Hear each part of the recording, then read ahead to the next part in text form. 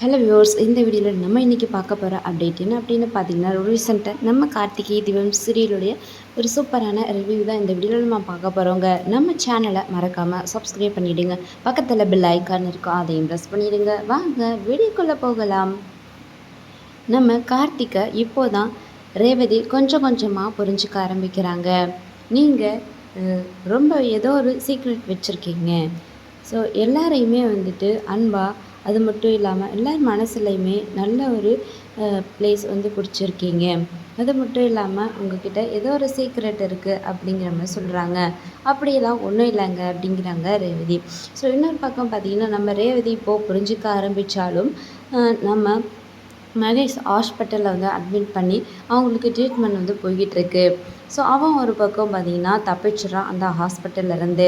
அங்கே ஒர்க் பண்ணுற நர்ஸ் வந்து டாக்டர்கிட்ட போய் சொன்னதுக்கப்புறம் அவங்க கார்த்திக்கு கால் பண்ணி சொல்கிறாங்க, இந்த மாதிரி அவன் தப்பிச்சிட்டான் அப்படின்னு சொல்லிட்டு.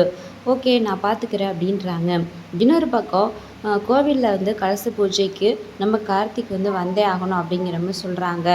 அன்னைக்கு தான் வந்து சாமுண்டீஸ்வரி அவங்க ஹஸ்பண்ட், ஸோ இவங்களுடைய கல்யாண நாளும் வச்சுருக்காங்க. ஸோ இதில் கார்த்திக் வந்து என்ன பண்ண போகிறாரு, மூணா பக்கமும் ஒரே ப்ராப்ளமாக இருக்குது. என்ன பண்ண போகிறாரு அப்படிங்கிறதான் இங்கே ஒரு டெஸ்ட்டாகவே வச்சுருக்காங்க. ஃபர்ஸ்ட் வந்து நம்ம ரேவதியை போய் பார்க்கலாம் அப்படின்னு பார்த்திங்கன்னா, நம்ம ரேவதியை தேடி தான் அந்த மகேஷ் வந்து போகிறான். அங்கே மண்டபத்துக்கு தான் வந்து போகிறாங்க. அங்கே பார்த்திங்கன்னா கார்த்திக் வந்து இருக்கார். ஸோ அப்போது ஒரு சின்ன பையன் வந்து உங்களை ராஜேஷ் சார் கூப்பிட்றாரு அப்படின்னு சொல்லிட்டு அந்த ரூமுக்கு போங்க அப்படின்ட்டு போயிடுறான். அங்கேயா அப்படின்னு ரேவதியும் வந்து போகிறாங்க அந்த ரூமுக்கு. அந்த ரூம்குள்ளே போனதுக்கப்புறம் நம்ம மகேஷ் வந்து லாக் பண்ணிடுறாரு டோரை.